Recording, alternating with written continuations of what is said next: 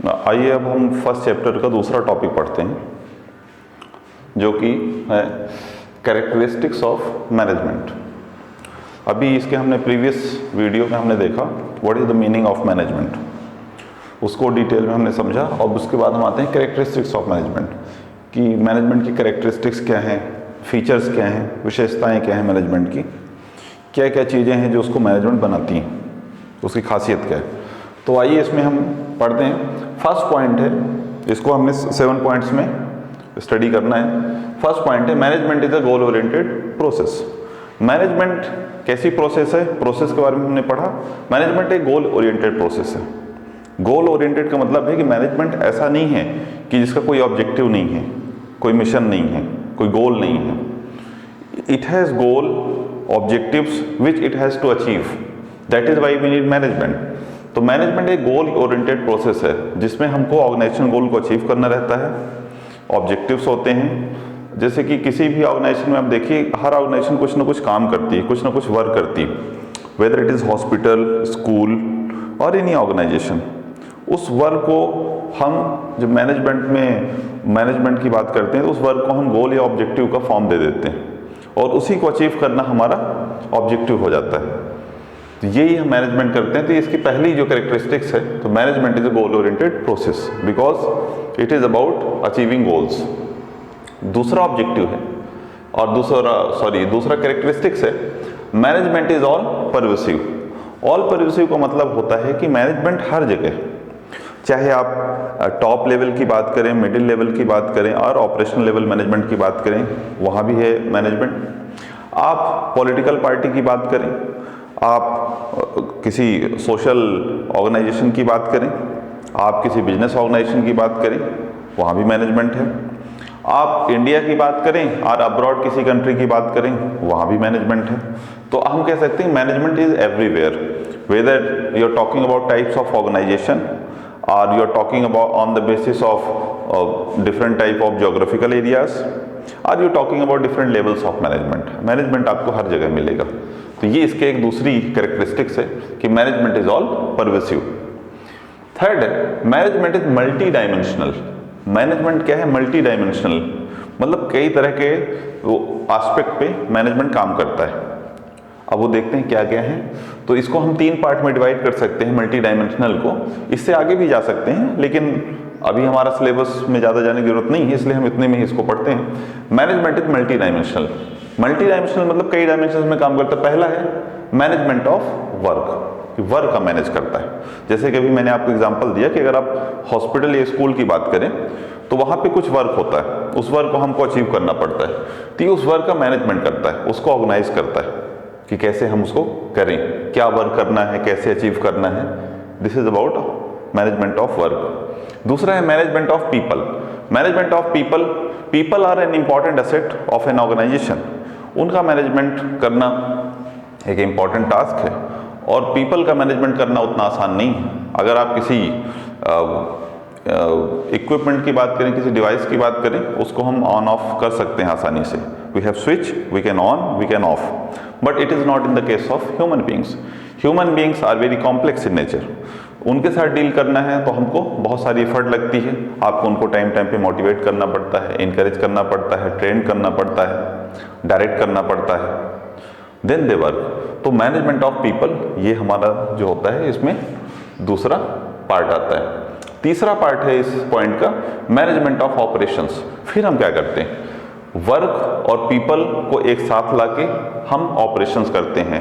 Operations का मतलब हम प्रोडक्शन करते हैं, whether it is a service और गुड्स वी प्रोड्यूस, वो हम प्रोड्यूस करते हैं और उनको डिलीवर करते हैं। पहले हम मैनेजमेंट ऑफ वर्क करेंगे, फिर मैनेजमेंट ऑफ पीपल करेंगे और इन दोनों को साथ में लेके हम मैनेजमेंट ऑफ ऑपरेशंस करते हैं। इस तरह से आप देखेंगे कि एक ऑर्गेनाइजेशन में कितने सारे साइट्स हैं जिस पे हम काम कर रहे हैं। इसीलिए हम मैनेजमेंट को कहेंगे management is multi dimensional. Fourth point पे आते हैं, management is a continuous process. Management is a process, मैंने आपको बताया था पिछले वीडियो में। मैनेजमेंट को प्रोसेस क्यों कहते हैं? क्योंकि इसमें मैनेजमेंट के फंक्शंस हैं, planning, organising, staffing, directing, controlling, जो कि कंटिन्यूसली चलते रहते हैं, लगातार चलते रहते हैं। ऐसा नहीं है कि आपने उनको एक बार कर लिया अब दोबारा जरूरत नहीं है, ये कंटिन्यूसली चलता रहता है। क्यों? क्योंकि जो हमारा एक्सटर्नल वर्ल्ड है, देखिए ऑर्गेनाइजेशन में दो तरह का इन्वायरमेंट है। एक है जो ऑर्गेनाइजेशन के अंदर का internal environment of organisation which can be controlled, लेकिन एक्सटर्नल इन्वायरमेंट है जो ऑर्गेनाइजेशन के बाहर का इन्वायरमेंट है, जैसे economic policy, social policy, political condition, ये सारी चीज़ें जो होती हैं एक्सटर्नल इन्वायरमेंट ऑफ ऑर्गेनाइजेशन कहलाती हैं, जो कि ऑर्गेनाइजेशन के कंट्रोल में नहीं होती। तो ऑर्गेनाइजेशन को इसके कारण कंटिन्यूसली अपना काम करते रहना पड़ता है। तो ये हम कहेंगे management is a continuous process, ये लगातार चलती रहती है। आप प्लानिंग करते रहते हैं, आप ऑर्गेनाइजिंग करते रहते हैं, आप डायरेक्टिंग करते रहते हैं, कंट्रोलिंग करते रहते हैं, आप इसको हमेशा करते हैं, इसीलिए हम कहेंगे management is a continuous process. Fifth point, management is a group activity. Management एक ग्रुप एक्टिविटी है और जैसे जैसे किसी ऑर्गेनाइजेशन का साइज बढ़ता है वैसे वैसे आपको मैनेजमेंट की ज़्यादा जरूरत पड़ती है। क्यों? क्योंकि ग्रुप एक्टिविटी, हम टीम वर्क की बात करते हैं मैनेजमेंट में, हम इंडिविजुअल ऑब्जेक्टिव, इंडिविजुअल वर्क की बात नहीं कर रहे हैं, हम इसमें टीम वर्क की बात कर रहे हैं, इसलिए management is a group activity. Six point है, management is a dynamic function. Management एक डायनेमिक फंक्शन है। डायनेमिक फंक्शन, जैसे कभी मैंने आपको बताया कि हमारा जो एक्सटर्नल वर्ल्ड है वो चेंज होता रहता है, वो एक जैसा नहीं रहता, स्टेबल नहीं है, कंसिस्टेंट नहीं है, दैट गोज ऑन चेंजिंग। तो जब वो चेंज होता रहता है तो हमको अगर सरवाइव करना है किसी अपनी मतलब इस बिजनेस वर्ल्ड में, अगर हमको सरवाइव करना है तो हमको क्या करना पड़ेगा, हमको भी अपने ऑर्गेनाइजेशन को उसके हिसाब से एडजस्ट करना पड़ेगा, चेंज करना पड़ेगा। तो ये जो चेंज है बाहर एक्सटर्नल वर्ल्ड में भी चलता है और ऑर्गेनाइजेशन के अंदर भी चलता है। तो जब हम ऑर्गेनाइजेशन के अंदर उस काम को कर रहे हैं, चेंज को ला रहे हैं और लगातार जो चेंज चल रहा है, इसलिए हम कह रहे हैं कि management is a dynamic function. कभी आप अपनी पॉलिसी को चेंज करेंगे, कभी आप प्रोडक्शन टेक्निक को चेंज करेंगे, कभी अगर बाहर टेक्नोलॉजिकल चेंजेस हो रहे हैं दूसरी कंपनी में, दूसरे देशों में, तो वो चेंज आप अपने कंपनी में भी लाते हैं, इसलिए हम कहेंगे management is a dynamic function. Last point of this topic is management is an intangible force. Management एक इनटेंजिबल फोर्स है। क्यों इनटेंजिबल फोर्स है? इनटेंजिबल का देखिए, टेंजिबल मतलब होता है जिसको मैं देख सकता हूँ, टच कर सकता हूँ, वो टेंजिबल होता है। इनटेंजिबल मतलब जिसको मैं देख नहीं सकता हूँ, टच नहीं कर सकता हूँ। तो मैनेजमेंट भी ऐसा ही है। मैनेजमेंट को neither you can see nor you can touch, hence management is an intangible force. हाँ, मैनेजमेंट का इफेक्ट आप जरूर देख सकते हैं। अगर आप देखिए किसी ऑर्गेनाइजेशन में आप जाएं और आप देखेंगे कि सिस्टम बहुत स्मूथली रन हो रहा है, लोग बहुत खुश हैं, इफिशिएंसी अच्छी है, ऑर्गेनाइजेशन वेस्टेज नहीं कर रही है, उसकी प्रोडक्शन प्रोसेस एडवांस है और प्रॉफिट आ रहा है कंपनी में, सब कुछ बहुत अच्छा चल रहा है, तो आप देख के कहेंगे, आप anybody can go and observe और कहेगा कि मैनेजमेंट, इस ऑर्गेनाइजेशन में मैनेजमेंट है। और अगर कहीं भी आप जाते हैं और देखते हैं सब कुछ क्योस में है, डिस्टर्ब्ड है, कुछ भी ऑर्डर में नहीं है, तो आप कोई भी बहुत आसानी से ऑब्जर्व करके कह देगा कि भाई इस ऑर्गेनाइजेशन में मैनेजमेंट नहीं है, देयर इज मिस मैनेजमेंट। इसीलिए हम कहते हैं management is an intangible force. आप इसको देख नहीं सकते, only its effect can be realised. This is characteristics of management. आइए अब हम पढ़ते हैं इंपॉर्टेंस ऑफ मैनेजमेंट। इसके पहले हमने पढ़ा कैरेक्टरिस्टिक्स ऑफ मैनेजमेंट या फीचर्स ऑफ मैनेजमेंट। मैनेजमेंट की कैरेक्टरिस्टिक्स क्या है, फीचर्स क्या हैं, उन्हीं से निकल के आता है इंपॉर्टेंस ऑफ मैनेजमेंट। उसके फीचर्स ऐसे हैं जो कि उसको इंपॉर्टेंट बनाते हैं। तो आइए पढ़ते हैं importance of management, why management is important. First point is management helps in achieving group goals. Management group goals को अचीव करने में हेल्प करता है। देखिए यहाँ पे मैनेजमेंट बात कर रहा है ग्रुप गोल्स की। ग्रुप गोल्स का मतलब ये हुआ कि हम ऑर्गेनाइजेशनल गोल की बात कर रहे हैं। मैनेजमेंट अपने लिए कुछ नहीं कर रहा, मैनेजमेंट ऑर्गेनाइजेशन के गोल को अचीव करने में हेल्प करता है। कैसे करता है? वो अपने फंक्शंस से करता है। उसकी जो प्रोसेस है उसमें हमने पहले ही पढ़ा है कि मैनेजमेंट पहले प्लान करता है कि ऑर्गेनाइजेशन में क्या होना चाहिए और कितना यूनिट प्रोडक्शन का होना है, प्रोडक्शन की टेक्निक क्या होगी, ह्यूमन रिसोर्स कितना लगेगा, कैसे उनको मैनेज करना है, किस तरह की टीम बनानी है, कैसे उनको डायरेक्ट करना है, और किस तरह से फिर फाइनली हम चेक करते हैं कंट्रोलिंग के थ्रू कि जो हमने डिसाइड किया था वो हो रहा है या नहीं हो रहा है। तो ये मैनेजमेंट अपने फंक्शंस के थ्रू ऑर्गेनाइजेशन में ग्रुप गोल्स को अचीव करने में हेल्प करता है। यही इस पॉइंट पे है, management helps in achieving group goals. दूसरा पॉइंट है मैनेजमेंट इंक्रीजेस इफिशिएंसी। इफिशिएंसी की बात जब मैंने आपको मीनिंग ऑफ मैनेजमेंट बताया था उसमें हमने इफिशिएंसी और इफेक्टिवनेस की बात की थी। मैनेजमेंट इफिशिएंसी को बढ़ाता है, इंक्रीज करता है। देखिए अगर आप मैनेजमेंट की बात करें तो इफिशिएंसी इज वेरी इंपॉर्टेंट, क्योंकि ये रिलेटेड है आपके ऑप्टिमाइजेशन ऑफ रिसोर्सेज से। ऑप्टिमाइजेशन ऑफ रिसोर्सेज का अगर मैं अपोजिट कहूँ तो होता है वेस्टेज ऑफ रिसोर्सेज। मतलब हमको रिसोर्सेज का वेस्टेज नहीं करना है, और हर ऑर्गेनाइजेशन चाहती है कि रिसोर्सेज का वेस्टेज नहीं हो, लेकिन उसको अवॉइड कैसे करें। उसको अवॉइड करने के लिए जो मैनेजमेंट की प्रोसेस है उसमें हम प्लानिंग करते हैं, ऑर्गेनाइजिंग, जो अभी इस पॉइंट पे मैंने आपको बताया, क्योंकि प्रोसेस मैनेजमेंट की वो हर पॉइंट में कॉमन, तो पूरे सब्जेक्ट में ही कॉमन रहेगी। तो उसकी मैनेजमेंट की प्रोसेस ऐसी है जिसमें आप सब कुछ पहले से प्लान करते हो, स्टडी करते हो, और फिर आप फाइनली डिसाइड करते हो कि आपको कैसे क्या करना है, किस तरह की टेक्निक अपनानी है। और अगर उस प्लान को हम सही तरीके से अप्लाई करते हैं ऑर्गेनाइजेशन में, तो हम देखते हैं कि ऑर्गेनाइजेशन इफेक्टिव भी रहती है, एफिशिएंट भी रहती है। तो मैनेजमेंट इंक्रीज एफिशिएंसी। अगर आप कोई भी काम बिना प्लानिंग के करते हैं, all of sudden you start something and you end up with surprise because you are unable to achieve things. Why? Because you didn't plan it properly. So in case of management it starts with planning. आप पहले plan करते हो और फिर उसको execute करते हो, और आप चेक भी करते हो कि आपका प्लान सही तरीके से अचीव हो रहा है या नहीं हो रहा है। तो इस तरह से मैनेजमेंट की प्रोसेस ऐसी डिजाइंड है कि वो इफिशिएंसी इंक्रीज करने में हेल्प करती है ऑर्गेनाइजेशन की। That is why it is important, because management increases efficiency. Third point, management creates a dynamic organisation. Management एक डायनेमिक ऑर्गेनाइजेशन क्रिएट करता है, बनाता है। हमने बात की कि हमारा जो एक्सटर्नल वर्ल्ड है it goes on changing all the time, हमेशा चेंज हो रहे हैं। हम अभी पढ़ रहे हैं, मैं पढ़ा रहा हूँ आपको, आप घर में हैं, थोड़ी देर के बाद कल परसों, लगातार हर दिन इस दुनिया में आप देखिए इतने सारे कंट्रीज़ हैं, हर जगह कुछ ना कुछ चेंजेस हो रहे हैं, और उसका इफेक्ट हमारे देश में भी लगातार कुछ ना कुछ होता रहता है, हमारे आसपास होता रहता है। तो उसके कारण चेंज जो है कंपनी में भी चेंज आना चाहिए, चेंज लाना चाहिए हमको। क्यों? क्योंकि बाहर की दुनिया चेंज हो रही है, और अगर हम उस चेंज को एक्सेप्ट नहीं करते, आप देखिए अगर कहीं टेक्नोलॉजिकल एडवांसमेंट होता है तो फॉरेन कंपनी एमएनसी जो हैं वो टेक्निकल मतलब जो जिस तरह की नई टेक्निक आई है प्रोडक्शन में उसका यूज़ करेंगे। हम अगर नहीं करते हैं तो हो सकता है हम इफ़िशिएंसी वाला अपना जो इम्पोर्टेंस था मैनेजमेंट को उसको खो दें। क्यों? क्योंकि हमको ज़्यादा कास्ट लगेगा। तो हमको भी टेक्नोलॉजिकल एडवांसमेंट के साथ अपने को अपग्रेड करना पड़ता है। कहीं कुछ बाहर इकोनॉमिक कंडीशन होती है तो उसके हिसाब से हमको अपने आप को चेंज करना पड़ता है। तो consistently the world is changing, constantly the world is changing. So what we need to do, हमको भी अपने ऑर्गेनाइजेशन को चेंज करना है, और उसके लिए हमको डायनेमिक होने की ज़रूरत है। लेकिन अगर आप किसी ऑर्गेनाइजेशन में चेंज की बात करते हैं तो लोग रजिस्ट करते हैं, एम्प्लॉयज रजिस्ट करते हैं, क्योंकि उनको अपने कंफर्ट जोन से बाहर जाना पड़ता है। लेकिन with the help of management हम मैनेजर्स को बताते हैं, टॉप मैनेजमेंट मिडिल मैनेजमेंट को बताता है कि why change is important, why should be change, और यही वो मैसेज क्रिएट करते हैं बाकी ऑर्गेनाइजेशन में, और लोगों को मोटिवेट करते हैं, इंकरेज करते हैं, और उसी से पॉसिबल हो पाता है कि हम ऑर्गेनाइजेशन में चेंज ला पाते हैं। लोगों को हम मना पाते हैं कि चेंज क्यों important, and they accept it. This is the importance of management, that it creates a dynamic organisation. वो इन्वायरमेंट के हिसाब से अपने ऑर्गेनाइजेशन को अपडेट करता रहता है, चेंज करता रहता है by encouraging people. Fourth point, management helps in achieving personal objective.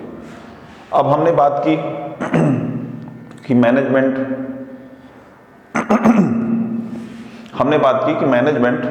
Helps in achieving group goals. अभी हमने कहा ग्रुप गोल अचीव करता है मैनेजमेंट, और अब इस पॉइंट पे हम बात करें कि मैनेजमेंट पर्सनल ऑब्जेक्टिव अचीव करने में हेल्प करता है। तो अगर हम देखें तो दोनों पॉइंट आपस में थोड़े से कॉन्ट्राडिक्टरी लगते हैं, लेकिन एक्चुअल में है नहीं। कैसे, उसको समझते हैं। Management helps in achieving personal objective. अभी हम ग्रुप ऑब्जेक्टिव की बात कर रहे थे। ग्रुप ऑब्जेक्टिव का मतलब होता है कि ऑर्गेनाइजेशनल ऑब्जेक्टिव, और अब हम कह रहे हैं कि मैनेजमेंट पर्सनल ऑब्जेक्टिव भी अचीव करने में हेल्प करता है। तो कैसे करता है, देखते हैं। आप देखिए, अगर एक एम्प्लॉय एग्जांपल लेते हैं, एपीसी नाम की एक कंपनी, उसमें कुछ एम्प्लॉयज काम करते हैं। जो एम्प्लॉय वहां पे काम करने गए उनके भी कुछ ऑब्जेक्टिव्स होते हैं, हो सकता है वो किसी को अर्निंग करनी है, किसी को सोशल रिकॉग्निशन चाहिए, उनको सोशल स्टीम नीड पूरी करनी है, किसी को फैमिली की प्रॉब्लम्स को सॉल्व करना है, किसी को एक अच्छी ऑर्गेनाइजेशन में काम करना, बहुत सारे उनके ऑब्जेक्टिव्स हो सकते हैं। अब ये ऑर्गेनाइजेशन, ये पर्सनल ऑब्जेक्टिव जो इंडिविजुअल एम्प्लॉयज़ के होते हैं, वो पूरे कैसे होंगे?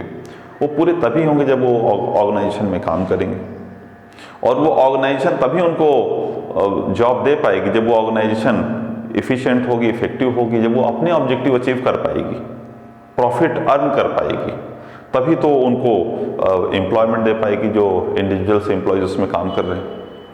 तो आप देखिए कि हम ये जो पॉइंट है, ये इसी का एक्सटेंशन है कि ऑर्गेनाइजेशन ग्रुप गोल्स को अचीव करता है। जब ऑर्गेनाइजेशन ग्रुप गोल्स को अचीव करेगा तभी तो लोगों के पर्सनल ऑब्जेक्टिव भी पूरे हो पाएंगे, क्योंकि पर्सनल ऑब्जेक्टिव ग्रुप ऑब्जेक्टिव से ही जुड़े हुए हैं। तो मैनेजर्स जो होते हैं वो कंपनी में अपने एम्प्लॉयज़ को मोटिवेट करते हैं, बताते हैं कि आप ऑर्गेनाइजेशन के लिए काम करिए। जब ऑर्गेनाइजेशनल ऑब्जेक्टिव अचीव होगा तभी आपके पर्सनल ऑब्जेक्टिव अचीव हो पाएंगे, चाहे आपकी सैलरी हाइक हो, पर्क्स बेनिफिट की बात हो, या आपको सोशल रिकॉग्निशन हो, या प्रमोशन की बात हो। अगर आप ऑर्गेनाइजेशन में ऑर्गेनाइजेशनल ऑब्जेक्टिव को अचीव करने में हेल्प करते हैं, ग्रुप ऑब्जेक्टिव्स को अचीव करने में हेल्प करते हैं, तभी आप अपने पर्सनल ऑब्जेक्टिव भी अचीव कर पाते हैं। तो ये मैनेजमेंट हेल्प करता है एम्प्लॉयज़ को समझाने में, और ये बिल्कुल सच बात भी है कि जब ऑर्गेनाइजेशन का ऑब्जेक्टिव पूरा होगा तभी वो अपनी एम्प्लॉयज़ का ध्यान रख पाएगा। Management helps in achieving personal objective. इस तरह से मैनेजमेंट पर्सनल ऑब्जेक्टिव भी अचीव करने में हेल्प करता है। मैनेजमेंट, हमारा लास्ट पॉइंट है, management helps in the development of society. Management social development में भी हेल्प करता है। कैसे करता है? मैनेजमेंट ऑर्गेनाइजेशन को प्रॉफिट देने में हेल्प करता है, इफिशिएंसी इफेक्टिवनेस बढ़ाने में हेल्प करता है। मैनेजमेंट ऑर्गेनाइजेशन को नए नए प्रोडक्ट या सर्विस प्रोवाइड कराने के लिए भी इंकरेज करता है, जिसमें उनको कॉम्पिटिटिव एडवांटेज मिले, प्रॉफिट मिले। और जब कोई ऑर्गेनाइजेशन आती है, जब किसी सोसाइटी में आप देखिए जहाँ पे कोई ऑर्गेनाइजेशन नहीं थी, जब वहाँ कोई ऑर्गेनाइजेशन आती है तो किस तरह सोसाइटी का डेवलपमेंट होता है, वहाँ के लोगों को एम्प्लॉयमेंट मिलता है, कस्टमर्स को प्रोडक्ट मिलते हैं, अच्छी क्वालिटी के प्रोडक्ट मिलते हैं, और उन प्रोडक्ट से क्या होता है, लोगों का लिविंग स्टैंडर्ड बढ़ता है। और जहाँ पे बिजनेस होता है वहाँ पे लोगों को एम्प्लॉयमेंट मिलता है, रिसोर्सेज यूटिलाइज होती हैं, मैन पावर का यूटिलाइज होता है। तो इस तरह से आप देखें कि किस तरह से management helps in the development of society, और इस तरह से सोशल डेवलपमेंट भी होता है। तो हम कह सकते हैं management helps in social development और helps in the development of society. ये है इंपॉर्टेंस ऑफ मैनेजमेंट, जो कि आप देखेंगे कैरेक्टरिस्टिक्स ऑफ मैनेजमेंट से रिलेटेड। अब आगे जब आप केस स्टडी करेंगे तो इसको और आप इसका अप्लाइड पार्ट भी आपको और समझ में आएगा। आइए अब हम अगले टॉपिक पे चलते हैं, जो है हमारा ऑब्जेक्टिव्स ऑफ मैनेजमेंट। हमने पढ़ लिया what is the meaning of management, characteristics of management, importance of management. अब देखते हैं कि आखिर मैनेजमेंट का ऑब्जेक्टिव क्या है, क्या चाहता है मैनेजमेंट। तो मैनेजमेंट खुद के लिए तो कुछ नहीं चाहता, ये हमेशा ऑर्गेनाइजेशन की बात करता है। तो आइए देखते हैं ऑब्जेक्टिव्स ऑफ मैनेजमेंट क्या है। तो फर्स्ट ऑब्जेक्टिव, 3 ऑब्जेक्टिव हमने इसके ब्रॉडर उसमें पॉइंट्स में लिए हैं, organisational objective, social objective and personal और इंडिविजुअल ऑब्जेक्टिव। तो आते हैं, फर्स्ट लेते हैं ऑर्गेनाइजेशनल ऑब्जेक्टिव, कि मैनेजमेंट के ऑब्जेक्टिव को हम 3 कैटेगरीज में उसको कैटेगराइज कर सकते हैं। उसमें से पहला कैटेगरी हम लेते हैं organisational objective. What is the objective of management? तो आप देखिए मैनेजमेंट का ऑब्जेक्टिव हम 3 पार्ट में डिवाइड करते हैं। पहला organisational objective. Organisational objective is actually economic objective of an organisation. हम यहाँ पे इकोनॉमिक ऑब्जेक्टिव ऑर्गेनाइजेशन की बात कर रहे हैं। आप देखिए ऑर्गेनाइजेशनल ऑब्जेक्टिव में पहला ऑर्गेनाइजेशन का ऑब्जेक्टिव आता है सर्वाइवल। अगर कोई कंपनी है तो उसका पहला ऑब्जेक्टिव होगा सर्वाइवल। जब वो सर्वाइव करेगी तभी वो आगे की चीजें कर पाएगी, अदर ऑब्जेक्टिव जो उसके उसको अचीव कर पाएगी। तो the very primary objective of an organisation is survival, survive करे। और सर्वाइव कब कर पाएगी? जब जितना उसका कॉस्ट ऑफ प्रोडक्शन है उतनी उसको रेवेन्यू आए, तभी वो सर्वाइव कर पाएगी। अगर एक ऑर्गेनाइजेशन ने 1 लाख रुपीज इन्वेस्ट किए हैं तो उसके 1 लाख रुपीज रिकवर होने चाहिए, रेवेन्यू आनी चाहिए, तभी वो सर्वाइव कर पाएगी। That is minimum condition for survival. तो पहले किसी ऑर्गेनाइजेशन का ऑब्जेक्टिव सर्वाइवल। सर्वाइवल के बाद उसका ऑब्जेक्टिव होता है प्रॉफिट। अब अगर ऑर्गेनाइजेशन सर्वाइव करने लगी तो फिर वो चाहेगी कि उसका प्रॉफिट बढ़े। प्रॉफिट से क्या होगा? वो नई टेक्नोलॉजी खरीद सकती है, रिसोर्सेस ला सकती है, रॉ मटेरियल अच्छी क्वालिटी का ला सकती है, और एक कॉम्पिटिटिव जो पोजीशन होती है मार्केट में वहाँ वो सर्वाइवल उसका और अच्छा हो जाएगा। तो पहले हुआ सर्वाइवल, दूसरा हुआ प्रॉफिट। तीसरा, ऑर्गेनाइजेशन जब प्रॉफिट में आने लगता है तो ऑर्गेनाइजेशन चाहती है कि मैं ग्रो करूँ, एक्सपेंड करूँ, क्योंकि एक्सपेंड करने से भी आपको कॉम्पिटिटिव एडवांटेज मिलता है। तो कंपनी एक्सपेंशन भी चाहती है, उससे उसका प्रॉफिट और बढ़ेगा। तो अगर पहला कैटेगरी देखें ऑर्गेनाइजेशनल ऑब्जेक्टिव, तो इसको 3 पार्ट में हम डिवाइड कर सकते हैं। First is survival, company survive करे, जितना उसका कॉस्ट ऑफ प्रोडक्शन है उतना तो उसका रिकवरी हो। फिर उसके बाद प्रॉफिट, कॉस्ट ऑफ प्रोडक्शन से ज़्यादा उसको प्रॉफिट हो, ज़्यादा उसको मिले, मार्जिन उसका इंक्रीज हो। और उसके बाद हम चाहते हैं कि कंपनी ग्रोथ करे, आगे बढ़े, अपना बिजनेस एक्सपेंड करे, अलग अलग ब्रांचेस खोले, अलग अलग और कैटेगरी ऑफ प्रोडक्ट मैन्युफैक्चर करे या सर्विस प्रोड्यूस करे। दूसरा आते हैं सोशल ऑब्जेक्टिव। ऑर्गेनाइजेशन का सिर्फ इकोनॉमिक या ऑर्गेनाइजेशनल ऑब्जेक्टिव नहीं होता, ऑर्गेनाइजेशन का सोशल ऑब्जेक्टिव भी होता है। सोशल ऑब्जेक्टिव का मतलब ये हुआ कि ऑर्गेनाइजेशन जिस सोसाइटी में एग्जिस्ट करती है वहाँ उसे कुछ ऑब्लिगेशंस भी हैं, उसको पूरा करना है। क्यों पूरा करना है? क्योंकि जब ऑर्गेनाइजेशन अपने सोशल ऑब्जेक्टिव को पूरा करती है तो उसकी एक तो इमेज अच्छी बनती है, जो ब्रांड इमेज हम कह सकते हैं अच्छी बनती है, एडवर्टाइजिंग होती है अच्छी, और कंपनी जो होती है लीगल कॉम्प्लिकेशन से भी बचती है। इसलिए सोशल ऑब्जेक्टिव भी बहुत इंपॉर्टेंट है। सोशल ऑब्जेक्टिव में आएगा कि कंपनी जहाँ पे रहती है वहाँ के एनवायरनमेंट का ध्यान रखे, उसकी जो प्रोडक्शन टेक्निक है वो एनवायरनमेंट फ्रेंडली होनी चाहिए, वो जो प्रोडक्ट बना रहा है वो अच्छी क्वालिटी के होने चाहिए, लोगों का लिविंग स्टैंडर्ड बढ़ना चाहिए, हजार्डस टू ह्यूमन हेल्थ नहीं होना चाहिए, ऐसे प्रोडक्ट नहीं बनाए जिससे ह्यूमन हेल्थ को कोई नुकसान हो। उसको अपने प्रोडक्ट के बारे में सही इंफॉर्मेशन देनी चाहिए, right information. Company should provide right information about it's product. Company should abide by law, law का मतलब ध्यान रखना चाहिए, कोई भी ऐसा काम नहीं करना चाहिए which is against law. Ethical issues का भी ध्यान रखना चाहिए कंपनी को। तो ये सारी चीज़ें कंपनी के सोशल ऑब्जेक्टिव में आती हैं कि उसको सोसाइटी का ध्यान रखना है, सोशल कस्टम ट्रेडिशन का भी ध्यान रखना है, इन्वायरमेंट का भी ध्यान रखना है, प्रोडक्शन प्रोसेस को इन्वायरमेंट फ्रेंडली बनाना है, अच्छी क्वालिटी का प्रोडक्ट देना है, सही इन्फॉर्मेशन देनी है कंपनी के बारे में, और लॉ को फॉलो करना है। सी, आखिरी आते हैं विच इज सी, पर्सनल और individual objective. Personal individual objective management का ये होता है कि जो एम्प्लॉयज़ या इंडिविजुअल्स कंपनी में काम कर रहे हैं उनको भी आपको ध्यान में रखना है। आपने पहले ऑर्गेनाइजेशनल ऑब्जेक्टिव की बात कर ली कि भाई हमारे ऑर्गेनाइजेशन का ऑब्जेक्टिव सर्वाइवल, प्रॉफिट, ग्रोथ। आपको प्रॉफिट मिलने लगा, आपकी ग्रोथ होने लगी, ये आपके ऑर्गेनाइजेशन का इकोनॉमिक ऑब्जेक्टिव पूरा हो। फिर आपने सोशल ऑब्जेक्टिव पूरा किया क्योंकि ये भी आपकी कंपनी की इमेज से रिलेटेड, ये आपने किया।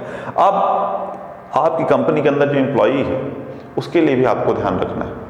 क्यों? क्योंकि ह्यूमन बीइंग या एम्प्लॉय जो है वो उसकी सबसे बड़ी एसेट होती है किसी ऑर्गेनाइजेशन की। अगर आप एम्प्लॉयज़ का ध्यान रखोगे तो ही आप लॉन्ग रन में चल के you will get success, otherwise there be internal problems in your organisation. और जो एम्प्लॉयज़ का मोटिवेशन है, मोराल है काम करने का, वो धीरे धीरे कम हो जाएगा, तो एम्प्लॉयज़ की एफिशिएंसी कम हो सकती है। इसलिए आपको, हमने पहले भी पढ़ा था कि मैनेजमेंट का ऑब्जेक्टिव है इफेक्टिवनेस और एफिशिएंसी को बना के रखना, तभी उसको हम मैनेजमेंट कहेंगे। तो आपको पर्सनल ऑब्जेक्टिव में क्या ध्यान रखना है कि जो आपके यहाँ एम्प्लॉयज़ काम कर रहे हैं उनको आप कॉम्पिटिटिव सैलरी दीजिए। कॉम्पिटिटिव सैलरी का मतलब जितना सैलरी दूसरे ऑर्गेनाइजेशन में मिल रही है उसके आसपास सैलरी दीजिए, तभी वो आपके ऑर्गेनाइजेशन रहेगा। नहीं तो अगर आप कम सैलरी दे रहे हैं दूसरी जगह चला जाएगा। उसको पर्क्स और बेनिफिट दीजिए। सैलरी के अलावा भी कुछ एडवांटेज आप उसको दे सकते हैं। आप मेडिकल इंश्योरेंस दे सकते हैं, उसको हॉलीडे पैकेज दे सकते हैं, उसके education, free education for his family आप प्रोवाइड करा सकते हैं। तो और उसको, इसके अलावा आप उसको क्या दे सकते हैं, आप उसको प्रमोशन दे सकते हैं, उसको आप अपनी कंपनी में एम्प्लॉयज़ के कैरियर और वेलफेयर के लिए पॉलिसी बना सकते हैं। जिस एनवायरनमेंट में वो काम कर रहा है वो सेफ़ होना चाहिए, तो सेफ वर्किंग कंडीशन आप उसको दे सकते हैं। ये सारी चीज़ें आप जब देते हैं तो एम्प्लॉय मोटिवेट होता है काम करने के लिए, और आपका इंटरनल ऑर्गेनाइजेशन जो होता है वो और इफ़िशिएंट हो जाता है। तो इस तरह से आप देखिए ऑब्जेक्टिव्स ऑफ मैनेजमेंट, यही 3 ऑब्जेक्टिव हैं मैनेजमेंट के। पहला, ऑर्गेनाइजेशन की कंपनी को इकोनॉमिक ऑब्जेक्टिव उसका पूरा हो, उसको प्रॉफिट हो। दूसरा है सोशल ऑब्जेक्टिव, सोसाइटी में, जिस सोसाइटी में रह रहा है उसके लिए वो अच्छा काम करे, ताकि एक जो सोशल वेलफेयर वाला ऑब्जेक्टिव है कंपनी का वो पूरा हो। और तीसरा है पर्सनल ऑब्जेक्टिव, जो एम्प्लॉयज़ कंपनी में काम कर रहे हैं उनका भी ध्यान रखा जाए।